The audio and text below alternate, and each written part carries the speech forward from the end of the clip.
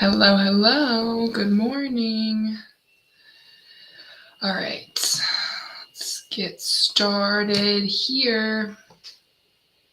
All right, we got Facebook, we got Instagram. All right, we are live. We are back for another Friday of how do you get aligned with transformation. So today's topic is really one that kind of hit home for me this week. And I usually try to do my topics based off of like whether it's a client session that I have or usually multiple client sessions. I kind of have sometimes some recurring themes that tend to come up within my sessions in 1 week. And I just wanted to I wanted to jump on that, but this one was really a recurring theme that ran in my sessions, but then also in my life. This was more of like, okay, this is my life lessons, a session that I have with myself. But before I get into that, I just wanted to take note that it's like if there is a sense of like overwhelm, a sense of more than usual, right? Like, or a really challenging like energy dynamic that you've been dealing with this week. I've been reminding a lot of people that just even though we don't know everyone in the world, we're not connected directly with everyone in the world, but I have to remind you that we are directly connected with almost everyone in the world, especially when it comes to social media, especially when it comes to like just as being human beings, what the state of the world is going through right now, depending on where you are, it doesn't really matter. It can potentially reach you because all governments are involved in it. But we're in a state of turmoil, like economically, but then also like just when it comes to conflict. So the attacks on Gaza, I just want to take a moment to recognize and to have other people maybe take a moment to recognize you don't have to feel bad for anyone. You don't have to say a prayer. You don't have to do whatever. But if you just take a moment that it's like, if you feel overwhelmed, it's likely because we feel the turmoil that everyone else is going in. I had to, and it's not like I had to remind my clients about that this week, but with what they were going through, I had to remind myself that this is a chaotic time right now and we are all impacted. And sometimes, it helps us learn a little bit more of like gratitude. Sometimes it helps us realize that, like, oh, okay, maybe it's not just me. Maybe it's not. But I wanted to say something about it's never the right time to be going through something crappy, to be going through something traumatic. Like the attacks on Gaza, there was no right time. Someone decided to do something that was completely destructive to the lives of hundreds of and thousands of people and to take life from people. And there's no right time to ever like for someone to decide that. It should never happen. Absolutely, but I'm not the type of person who promotes people thinking that it's not realistic that it's going to happen. When it comes to recovery, we're not denying ourselves reality. We're opening ourselves up to the reality of that the stuff that we experience in this world and then the stuff that other people in different developed worlds experience when it comes to safety and basic resources right now.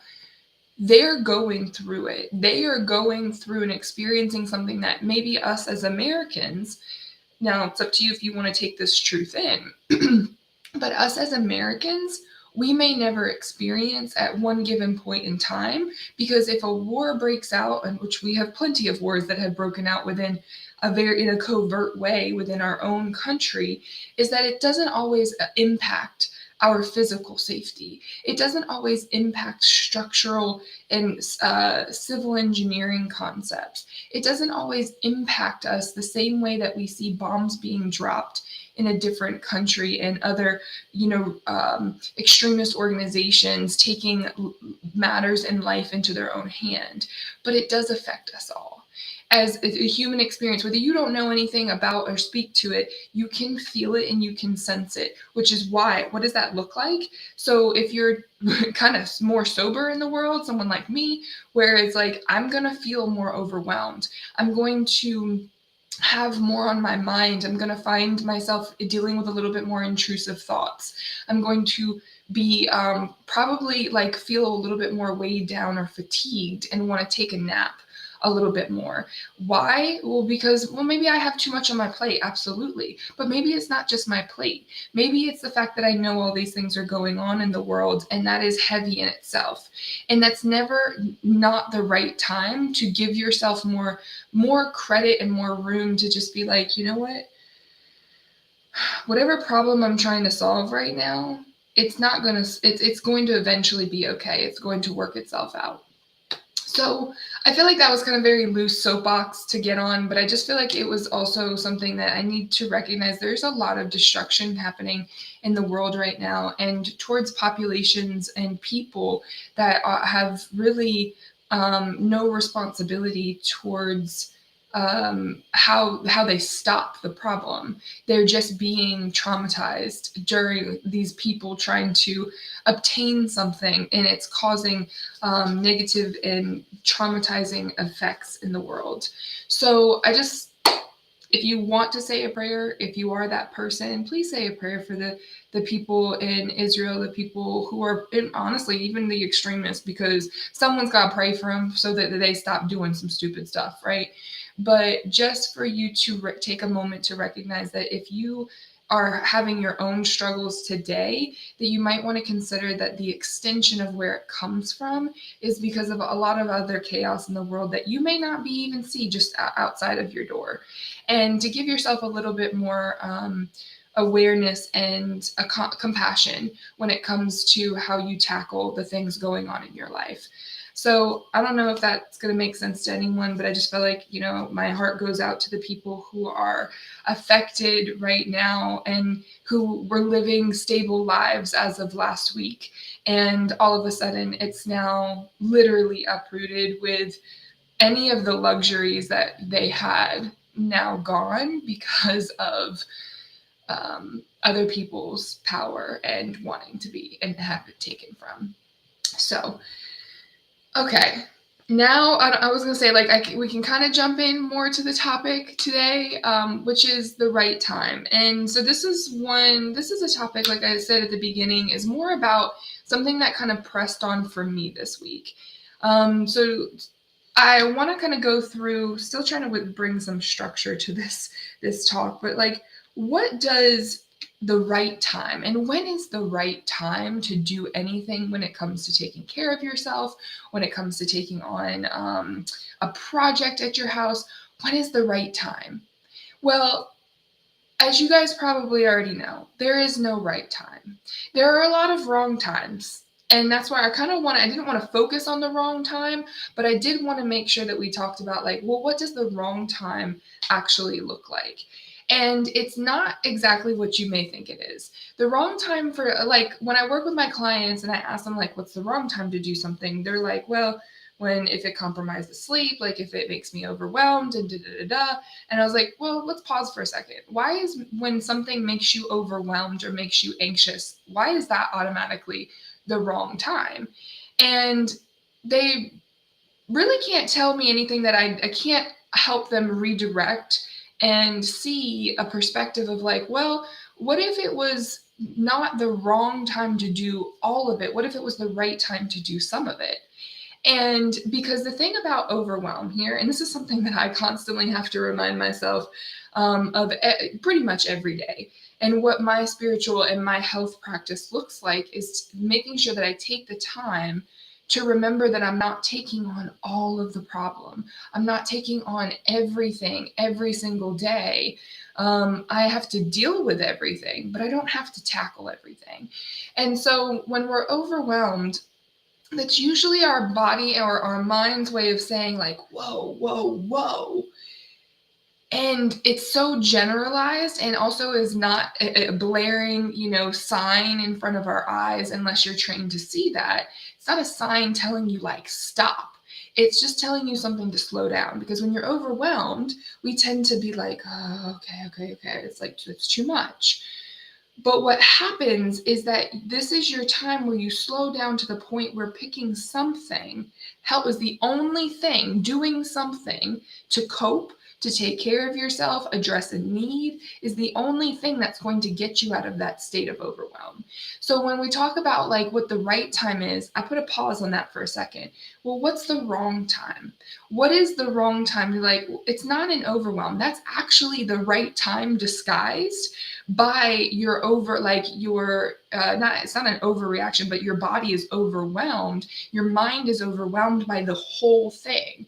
And when we get tricked by thinking that that's the wrong time, we tend to miss that opportunity of the moment of what the right time is. When we're able to overcome a barrier or something challenging within our life, that's actually the right time. And we receive more from a mental standpoint. This is where we gain confidence because we're like, oh, wow, I actually overcame that. That's how we get that momentum going. From a physiological level, you rebalance a little bit more hormonally because you've now dealt with stress by doing something that creates a scenario that will reduce the stress long term. So you actually physically balance yourself more during the wrong time as because it is the right time.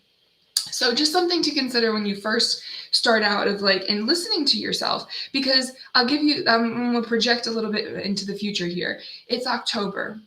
We have January 1st coming up real soon. We have been told at this point, and if you've not been told directly, you've been told indirectly that the new year, new me. It's the right time to start something. And it wouldn't be the wrong time if you started then there. But this is where you've now attached yourself to that being the only time that you can now do something right. If your focus is like, oh, well, I'm going to keep putting myself off until January 1st when I start this new, new year, new me mantra, it's not the 100% the wrong time, but I can tell you you're overlooking whether it's the right time.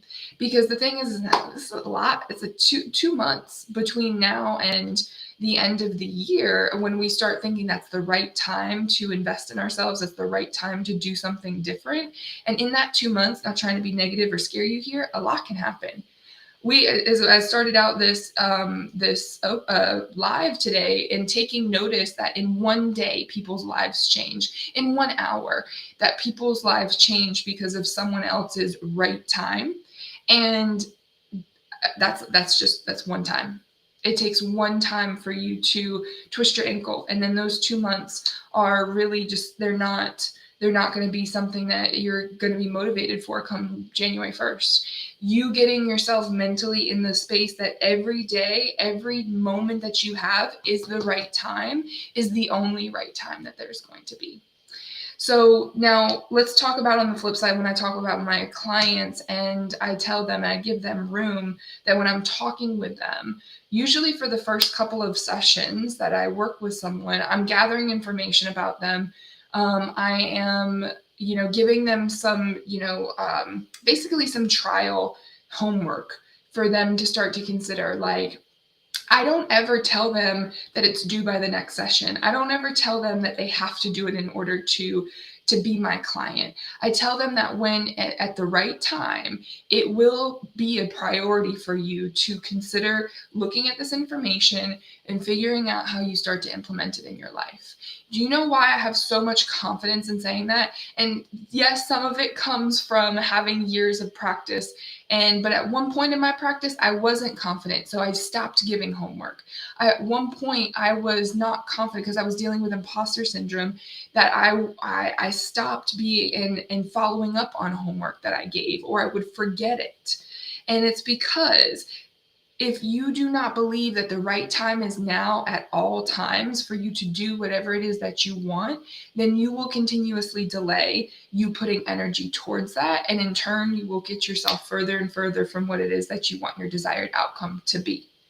Now, if you put this in the terms of other, like we talk about manifestation, law of attraction, all the laws of the universe, that is just one language and dialect. Think of it as a dialect, right? You have like the Spanish language, but you have the way that the Spaniards speak it, and then you have the way that people from Mexico, you have people from Latin America, like different parts of Latin America, they have different dialects of the same language. When we start putting effort towards ourselves, we will always figure out what it is that's going to work for us and what our right time is. But if you delay yourself from seeing like what the right time being now, then you're going to miss that translation for yourself, that at any point you can start cultivating change in your own life. Right. So the first biggest barrier that I see with people is their focus on what the right time actually is, and they don't focus on what the wrong time is. And that second component is like they miss and they get stuck into procrastination. So I look, and I'm not leaving myself out of this talk. Procrastination is still something that I constantly have to keep up with. I had a conversation actually with a client of mine this week where they were like, well, at some point I'm going to stop procrastinating and be a little bit more like you. And I was like me? I was like, do you think I don't procrastinate? No. Let's go ahead and put this out on the table. This is the right time to have this particular conversation. The more you look at me, even though I am a subject matter expert, I have applied a lot of this in my life. That does not mean that I never stop doing this. Procrastination is something that I have to keep up with, given that I've only had one brain, and that brain got really big and expansive because I was just a culmination of my experiences. I had not organized to whatever degree I needed to be able to find new neural pathways and develop this. And the only reason that this now is the right time for me to talk about this is because I finally have gotten to myself to a point where I don't feel like I'm not scared of someone telling me like, oh, you can't talk about that. I'm not fearful of not knowing the right thing to say. I say the wrong thing quite often. I'm not fearful of losing an opportunity because it didn't happen the right time. So procrastination and that comparison to who I am, just because I am sitting here talking about it and that I don't struggle with it, or I don't, I don't want to say I struggle with it, but actually no, sometimes it's quite a struggle, but it is really that one of those barriers. And what feeds procrastination, what feeds a lot of times it comes from internalized perfectionism, is that we want things to be just right. We want to have the right time. So in turn, we see this as one concept and not spreading it out and making it a little bit more realistic for ourselves. So when we stay that focused on like, oh, well, I'm at one point I'm going to be and not have to deal with procrastination at all. I don't teach my clients that. I teach my clients to identify when procrastination is happening, so you know like what the components of it are. It's usually an emotional reaction of some sort. For a person who's been diagnosed as attention deficit disorder, anxiety, and depression, we have a lower level of dopamine that ultimately that our body and our brains do not create just kind of in its own routine, so that most projects, most things that we don't technically have that connection and that passion to, makes it even harder to get motivated and connected with. So ultimately what happens is when you can know that you're procrastinating, right? That, and what I work with people on is becoming aware. And sometimes we have to identify what the emotion is. Maybe it's a fear of failure. That's a pretty common one.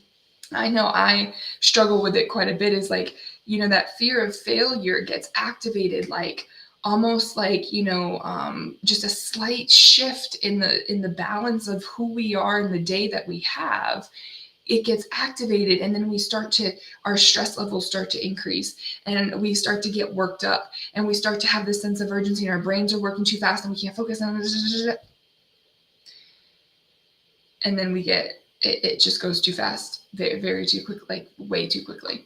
And so that's where procrastination gets its basis from. So there's an emotional component. The urgency that I was just kind of representing now turns into a physical concept. You have a generation of energy because that fear of failure, think of it like a rogue hose, right? So if you leave the water on in the hose and all of a sudden the gasket breaks and the water just in the hose is flying around, that's that when you have that internal, the emotional response that goes unaddressed, it creates that energy in the body. So now you're physically restless. Now you got to get up and walk around. Now you feel hungry because your body is using more energy that it has from when you're asleep to where you stored energy. It now has to use that energy to try to okay, she's freaking out, right? So eating's not necessarily bad, but this is where overeating can happen because we become mindless because we're just trying to ground ourselves because we feel so urgent. And so spiritually, this is where a lot of people get disconnected. This is where, in long term, I think that's usually when you have a really solid faith system, and that's if you have a solid faith system, that a lot of times people can use their faith to reconnect and to realign. But I'll let you know from my experience, not only personally, where I didn't have a solid faith foundation, or I work with a lot of clients who don't have that or have a lot of religious trauma or were told and basically had their faith system kind of abused to the point where it doesn't present as the biggest coping skill. It's going to be really hard to even to call on that as a resource unless you've practiced the other, in handling the depression and not just praying it away. That's where prayer absolutely works with being in intersection with mental health, but it cannot be the only skill and the only coping skill or option that you have.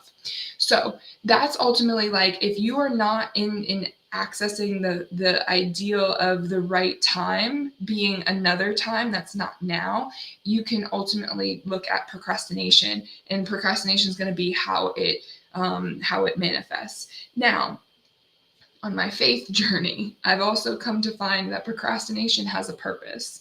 Now, this is more my perspective, but it has a purpose because a lot of the times we need to slow down.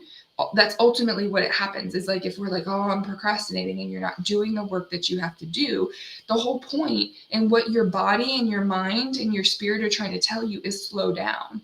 Now, procrastination to where it's gotten out of control and it leads to other mental health issues is because we don't know that message. We don't realize that oh, you're automatically doing the things that you need to do to be able to get whatever it is that you need to done.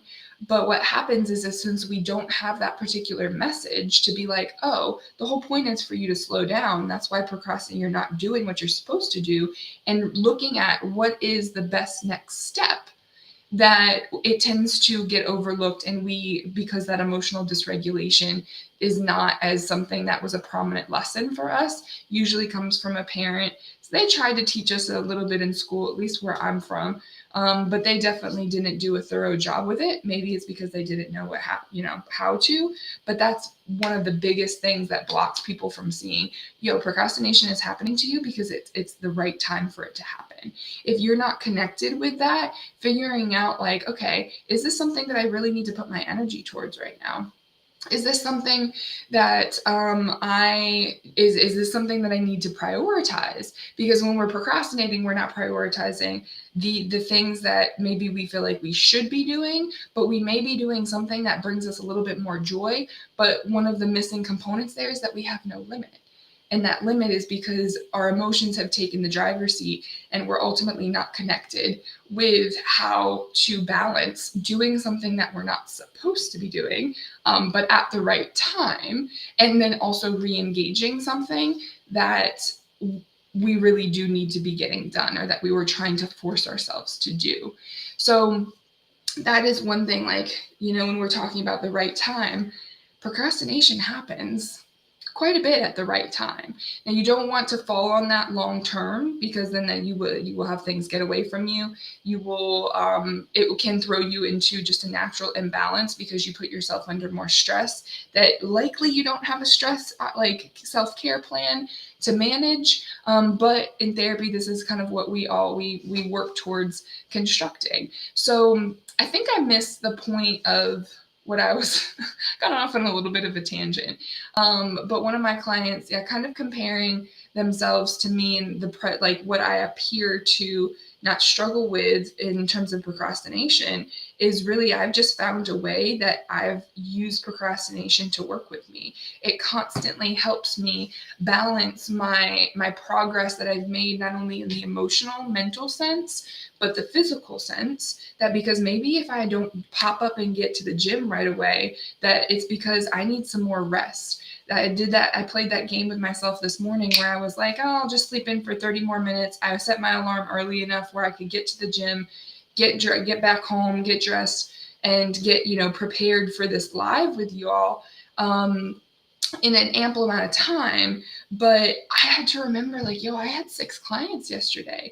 That's a long day for me. My usual, like, a short day where I can, like, kind of mentally re-engage afterwards is about 4 clients. So I went 2 clients over, and I have a lot on my plate this week, so I'm kind of playing catch up on, all of this stuff happening. And I'm like, why does it happen now? So I mentioned at the beginning, a lot of this topic was because of what I'm going through. So just to kind of bring y'all up to speed, if you had been watching my stories around this time, like I've got 2 years to do continuing education for one of my licenses, right? And I did some of it. I was proud of myself because I've been on this mission to reduce the procrastination and reduce and increase my efficiency in being able to attend to my life, right? Because that's what brings me peace. That's another talk for another time. But this week is I have, at this point, I have 6 days. I have 6 days to complete this continuing education. My cat has now developed an illness, pancreatitis, which is usually a hospitalization, like almost directly. Thankfully, because I was paying attention and I got him to the vet in time, I'm able to have the flexibility to be able to have him at home. I do have to administer treatments. It's a lot of responsibility. Medications every day, IV fluids every other day. I'm not a nurse. I'm a social worker. I don't put needles in people, but guess who's now got the responsibility to put needles in people? That's another bill I wasn't expecting. What else is, I got the CEUs that I got to get done. I've got more clients coming in. I've got all of these things happening, and I'm opening myself up to all of the abundance of what it is that I have been asking for. But then my cat gets sick, and I'm like, this is really not the right time. It's not even the right week. I got a really big meeting next week that I got to prepare for. I've got a lot to get done. So yeah, my procrastination has been pretty darn high. Let me tell you that. So, but when I caught myself, because I was like, Sarah, when is the right time? When it's maybe not the best time, but maybe it is the right time. That maybe what I've been asking for is like trying to kind of reel in. I didn't think it was going to come in the form of a sick cat and having to give IV fluids every other day, but I have been asking for a little bit more peace and security to my time. I need to feel a little bit more protected. Yes, of course, I want to be out there hanging out with people and going out and having fun, but something that I love dearly and care for, trust me, I tried not to because I wanted to adopt him out, but we're 14 years in at this point. He's my child. But something that I care about is happening that I need to attend to. And what other way to secure my time other than having a sick child? You have no other choice. Like if you're a parent, you know that if your child is sick, more than likely you're going to have to stay in the house. More than likely you're going to have to stay and you're going to have to monitor them.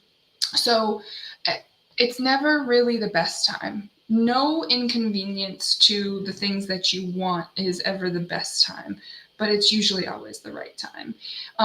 The right time is always now.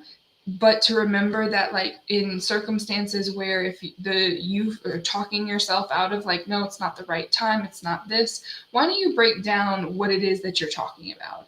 Let's take a look at like, what is it that you're looking at that as to start at the right time, and not necessarily whether the time is the right time, whether or not what you're trying to do, is that what it is that is correct for this timing? Because It may not be. I've had so many setbacks. I've had to look at this past year, what I call I just labeled it setbacks, but it's probably not a setback. It was the idea and the drive and the ambition that I had to create something that I had my own timeline, but everything else that's outside of my control, and this is where a faith concept and principle comes in, where you don't generate too much frustration because it's not on your timeline, is that it wasn't supposed to happen when I wanted it to. It's always supposed to happen when I need it to. I just have to do the work to identify what it is that I'm looking for, what it is that I want to happen. Because if I do that work and I stay out of the universal concept of time, then I'll have a clearer vision of what it is and when it's going to happen, because I've now focused where I'm able to control, and that's figuring out what I want. Figuring out what it is that I need, addressing my needs before I receive what I want, because if you do not have the foundation, you cannot build the house that you want on it. So I took a completely different turn with this talk today, but let me make sure. Yeah. So we talked a little bit really about, like, okay, so what do you do when all of this happens, right? If you're generating and you're getting frustrated over things not happening and it's not the right time for them to happen, I get that can be really, it's intense. And especially, first thing I would say is you need to take a break from what it is that you're wanting it to happen. Not like, 5 months breaks. I mean, 5 minutes. That if you're sitting here and you're like, well, I want this to come in, I want this to happen, I want this, and you're getting frustrated, it is time to step away from the activating trigger. Like, you're being triggered for a reason, because you're being given the opportunity to address the security that it is that you're looking for. You have to be curious about what happens next, because if you do not lead those moments with curiosity, then you're going to miss how that is that they settle in your life. You're not going to be able to really truly make sense of them, because sometimes they're going to stay, sometimes they're going to go. If you become attached to them, very like, oh no, it's here, it's got to stay here, and you don't take that like, oh, I'm curious, how long is this going to last? How long is this going to be here? You're going to develop a little bit more of a value and appreciation for when they do show up versus not, and being fearful for when it is that they're going to leave. And that can be with any physical entity: money, people, food, safety, security. Part of why I feel like, I'm not saying that this is ever a right time to go to war, but it's the reality of what we live in. There's never a right time for it. But if you do not have the wherewithal to know that it's going to happen at some point and to prepare for that, that is where you have to stay kind of curious. It's like, well, I wonder when this is going to end. I wonder what we have to do until that time happens. Because if you don't, you're going to stay focused on like, it's a wartime, it's chaos, it's all this, and you're going to stay attached in that cycle. Yes, I know. And that's where our attachments form. That's where we get bound up in the spider web of chaos, and in our own fears. Like, is it going to happen to us? Is it going to do this? The focus is not there. It's like, if you are caught in a web of fear, then you're not going to be able to do anything for you. So the first step is to always make sure that your needs are met, figuring out where that fear is from. Sometimes it's something that you can address. Sometimes it's something that you kind of have to wait out in some regard, and the right time will always happen. So that's what I got for y'all today. I hope that makes sense. I hope that if you also, what a good reference for this particular talk would be my video on the drama triangle a little bit. We talked about that last week, because that fear can also put us in that more victim role. And that talk may help you lead yourself to a couple of better outcomes for addressing your needs. But then also, I think the video, what is it called? I did it 2 weeks ago. I'll have to remember another time, like with it. But we talked about the just anything with an emotional regulation connotation to it. for my videos, and that way you can, it's called The Recipe. That's what it's called. If you look at the video called The Recipe, being able to follow that recipe and kind of hit on the small parts of and components of your mind, body, spirit at one time, usually we can end up unlocking ourselves from that fear spiral and get into that more law of attraction, that vortex, that openness to receiving the things that we have been manifesting. So I hope that resonates with anyone. I'm about to go give my cat some IV fluids and hope these antibiotics show up today so I can get him on the mend and be grateful that I didn't have to hospitalize him or put him down. And I still, despite any kind of, ups and downs in my life right now, I'm super grateful to be able to still kind of come here and share with you all vulnerably about, every week, because I put it on my schedule. I wanted it to be taken off and, have all of this, income and all this stuff from my efforts over the last year. But little did I know that I still had to live my life and deal with the ups and downs of having animals and pretty much having teenagers. I got a 7-year-old and a 14-year-old feline. They're not human children. I know I'm not going to have that argument, but I have a 14-year-old that now I have to put IV fluids in every other day. Like, yeah, I have children, right? So when we can, over time, I did not get to be this way in one time. It wasn't just like, oh yeah, I'm going to be grateful today. Actually, I really was averse to gratitude at first when I started, because I really thought it was just like, oh, I'm just tricking myself into being positive. In some ways it is, but I didn't start with gratitude. I just started looking at how do I put myself in the best position to generate health and wealth over time. And that's almost going up in 5 years. November will be actually it'll be 6 years. It will be 6 years in November that I really made that decision. And it does not happen over time. There's no right time, but there was a right time to start. And that was when it worked for me. It clicked for me. And there were days where I wanted to give up, but I didn't. There are days that I took a rest, but I did not quit. And so just keep in mind that if you are working on figuring out when that right time is, it is right now.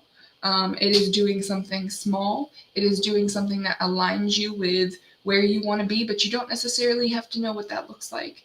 But you just have to know that it's different than where you are right now. So I hope you guys have a good rest of your day. Happy Friday. Have a good weekend. Enjoy your Friday the 13th, which is good luck, by the way. And I will see you guys actually, it may be 2 weeks. I might have to overlook next week because I have something. But I will see you guys soon with the next episode of How to Align with Transformation. Have a good one.